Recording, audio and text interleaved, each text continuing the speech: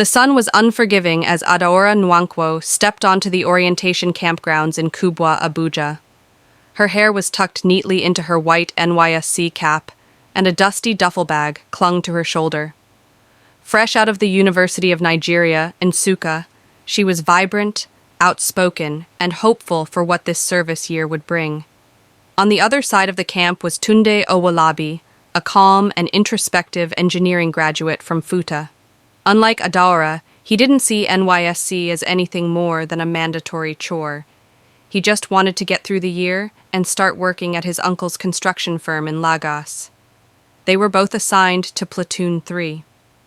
The first time they spoke was during morning drills when Adaora's shoelace came undone mid-jog and she tripped, nearly hitting the ground.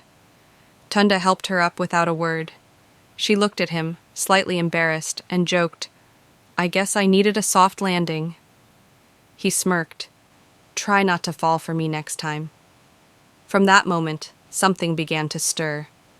They started talking more, during breakfast cues, after Mano War training, and under the stars during campfire night.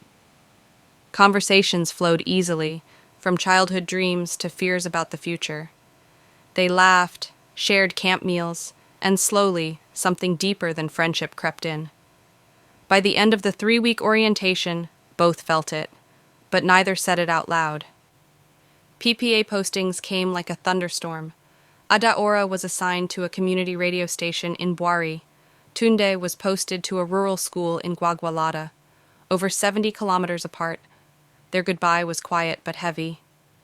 "Will you forget me in the middle of those chalkboards?" she asked, half teasing, half hopeful. Tunde chuckled. "Not a chance. You'll hear from me, even if the network hates me." And he kept his word. They texted late into the nights, called during weekends, and exchanged pictures.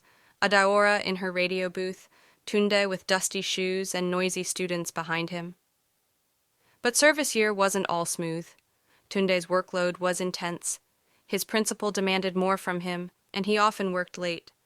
Adaora faced her own challenges: jealous co-workers, creepy supervisors, and long commutes. There were weeks where calls were missed and texts delayed. One particular month, Tunde didn't call for 2 weeks.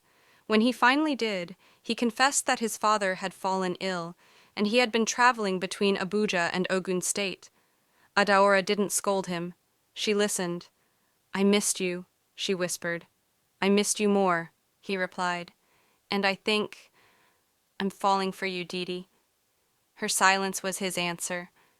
Then, "Good, because I already fell." Their love grew slowly but steadily.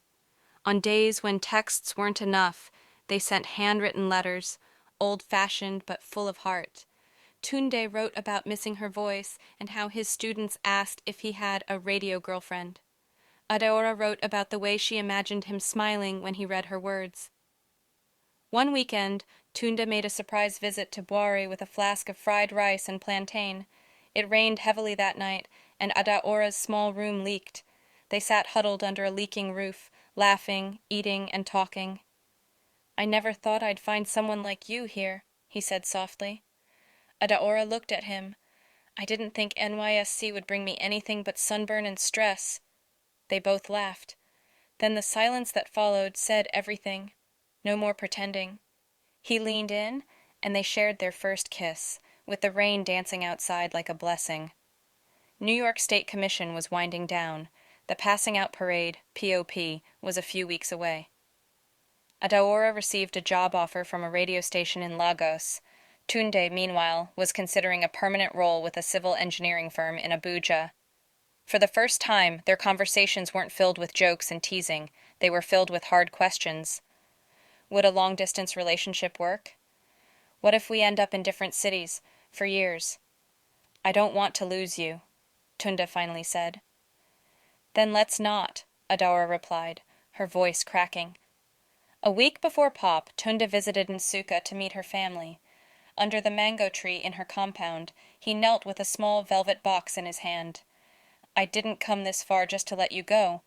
Will you marry me, Adaora?" She stared, stunned. Her parents peeked from the window, wide-eyed. Tears filled her eyes. "Yes," she breathed. Yes, Tunde, I will.